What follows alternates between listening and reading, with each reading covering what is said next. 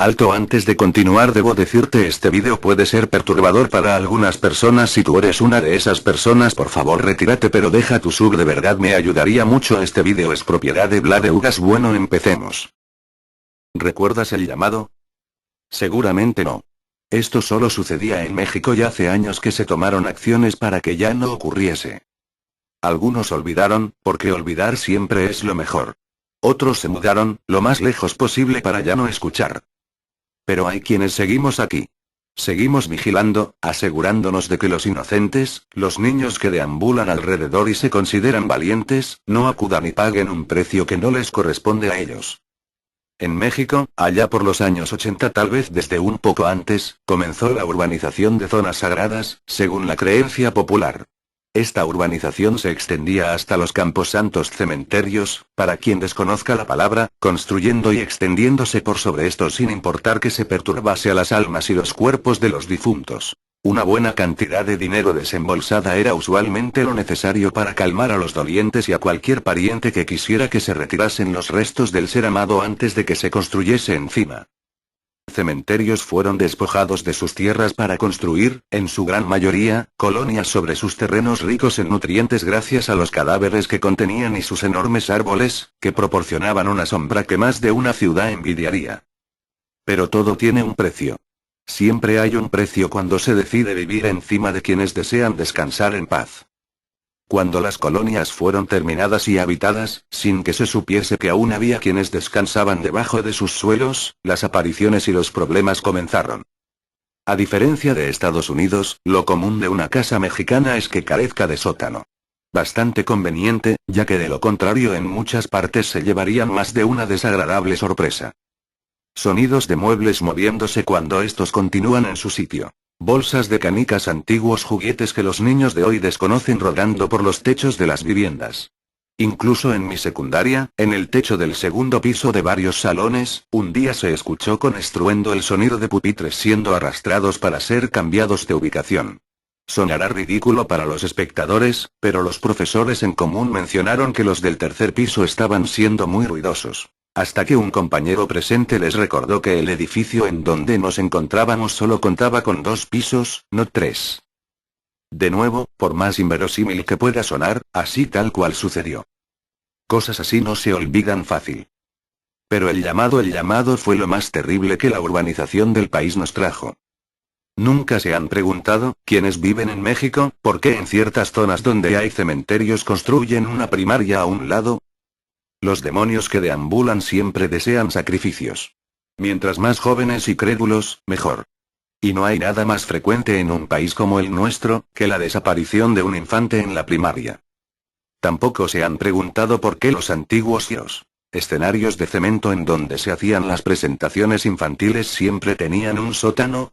En un país en el cual los sótanos son cosa rara, ¿por qué los escenarios tenían sótano?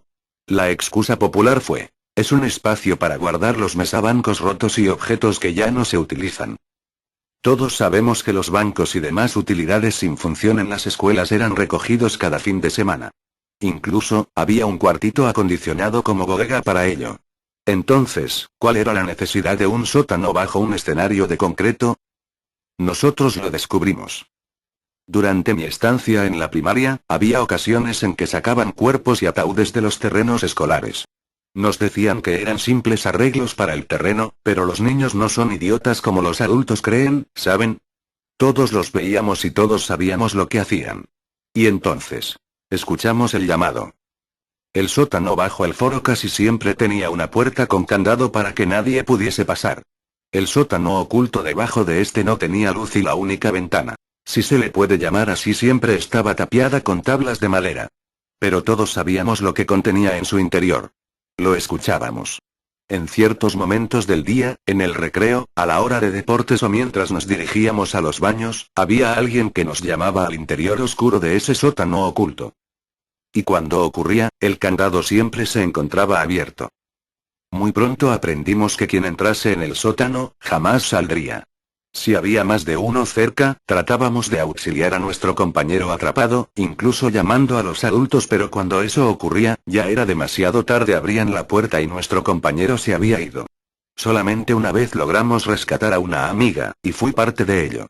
Mientras aquella cosa la mantenía encerrada y asegurada, un grupo de compañeros forzaba el candado para abrir la puerta mientras otro grupo, entre los cuales me encontraba, hacíamos lo imposible por hacer ruido y arrancar las tablas de la única ventana que cubría el otro lado.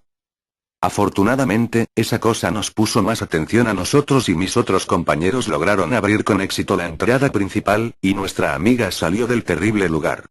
Aterrorizada, sucia, con rasguños y cortes, pero viva. Al día siguiente se había mudado a Estados Unidos, y no volvimos a saber de ella hasta la secundaria, en donde el foro no tenía sótano y en donde no podría ser llamada de nuevo.